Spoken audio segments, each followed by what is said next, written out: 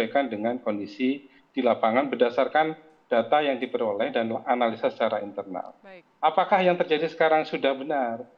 Kami tentu tidak bisa mengatakan secara terbuka lugas seperti itu. Tapi bahwa Presiden sudah mengumpulkan Bapak Ibu Menteri, saya pikir sebuah indikasi bahwa beliau terinformasi, beliau mendapatkan informasi dan memberikan perhatian cukup. Saya pikir nanti revisi-revisi atau perubahan yang lebih disesuaikan harus menjadi sebuah langkah yang kita tunggu, gitu Mbak. Baik. Nah, setahu kita kan di Permendak nomor 36 ini sempat terjadi penurunan impor ya. Kemudian ini menjadi kabar bahagia untuk para pengusaha TPT begitu, bukan begitu ya Pak Danang? Lalu bagaimana dengan hadirnya Permendak nomor 8 ini? Dan informasinya juga akan direvisi, tapi tadi Mendak bilang mau dikembalikan lagi ke Permendak 8. Iya, terima kasih Mbak Putri. Jadi konteks berpikirnya begini teman-teman ya, bahwa Permendak 8 ini dilahirkan seperti sebuah mobil pemadam kebakaran yang diterjunkan untuk mengatasi kongesti di pelabuhan kan begitu. Ada 17.000 kontainer bahkan 26.000 kontainer macet di Tanjung Priuk. Tiba-tiba dimunculkan Permendak 8 dengan asumsi supaya bisa segera dirilis tuh kontainer supaya tidak menghambat yang lain. Pertanyaannya kemudian, apakah Permendak 8 itu bisa melihat siapa yang mengimpor dan mengapa itu terjadi penumpukan kontainer di pelabuhan Perak ataupun Priuk? Kan begitu. Artinya kemudian terdapat pemilik sekitar 26.000 kontainer adalah orang-orang yang tidak patuh pada regulasi sehingga kontainer mereka tertahan di situ kan? Nah harusnya tidak boleh dikeluarkan peraturan yang tiba-tiba merilis itu. Dan kita tahu bahwa 10.000 kontainer di antara 26.000 adalah berisi tekstil dan garmen. Nah ini kan tiba-tiba langsung membanjir yang akibatnya kemudian rekan kita dengan segala hormat teman-teman di pekerja tekstil dan garmen kemudian kehilangan pekerjaannya. Nah ini harus dilihat root cause-nya dulu, jangan tiba-tiba muncul peraturan yang dadakan dan seketika hanya untuk mengatasi. Jangka pendek banget malah untuk meloloskan kontainer-kontainer itu saja sebetulnya ya. Hanya untuk meloloskan kontainer, tapi kita tidak pernah melihat satu sumber permasalahannya di mana. Nah ketika Permendak 36 dilahirkan, kan di situ ada syarat-syarat pertek, peraturan teknis yang sudah disambut dengan Permen Perin nomor 5 2024 untuk melakukan pertek atau syarat-syarat teknis secara lebih baik lagi. Supaya apa tujuannya? Supaya nggak gampang tuh barang-barang impor yang nggak. Jadi tanda tanya, kok bisa menumpuk gitu ya? Menumpuk itu gimana sih? Nah kan kalau nggak, pemerintah tidak pernah terbuka untuk menjelaskan apa yang terjadi. Atau benarkah disengaja ini situasi supaya bisa dirilis peraturan baru untuk masuk. Nah oke, itu salah satu pemikiran kita.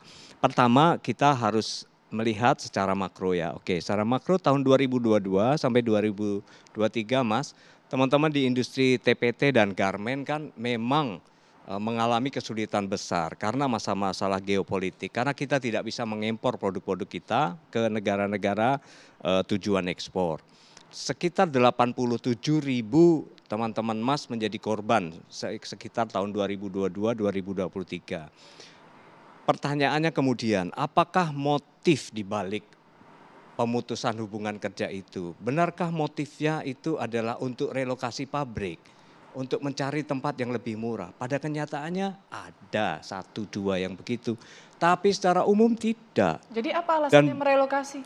Ya, ada juga yang merelokasi seperti yang disampaikan Mbak Nining tadi, tapi kebanyakan itu tidak merelokasi karena tidak ada pertumbuhan pabrik baru yang signifikan sejumlah yang bisa menyerap 80.000 itu. Jadi alasannya hanya untuk?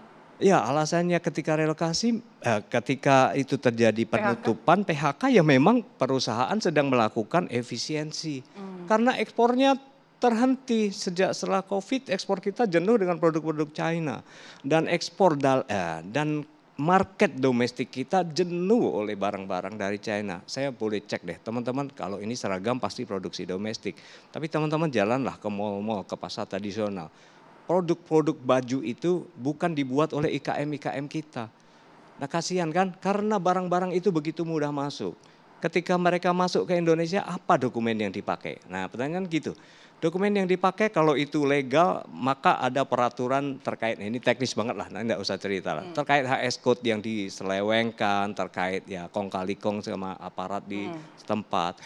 Tapi ada banyak juga yang ilegal yang masuk ke dalam kontainer borongan yang isinya barang elektronik termasuk tekstil, baju jadi, kosmetik, many itu. Banyak sekali itu terjadi, Mbak. Nah, kita tidak pernah cermat untuk melihat root of cause dari masalah itu. Tapi kita bicara terlalu makro dan terlalu menuding salah satu pihak menjadi aktor dari masalah PHK yang bertubi-tubi datang ini. Melihat dulu root of cause-nya itu apa? Apakah benar masalah-masalah eksportasi yang menurun? 3 minggu yang lalu saya menghadirin conference di AFTEC. Bukan conference, itu meeting AFTEC. Negara-negara ASEAN produksi tekstil. Produsen tekstil. Ada teman-teman dari Vietnam, ada teman dari Bangladesh, ada semua teman-teman ASEAN yang produsen tekstil, termasuk Indonesia. Sharing kita di situ menunjukkan bahwa semua dari mereka mengalami kemunduran atau pengurangan ekspor itu sebesar 25-30%. Sama yang terjadi dengan di Indonesia. Tapi ketika mereka mempresentasikan apakah kondisi ketenaga kerjaan mereka juga berkurang seperti di Indonesia, ternyata tidak separah Indonesia gitu.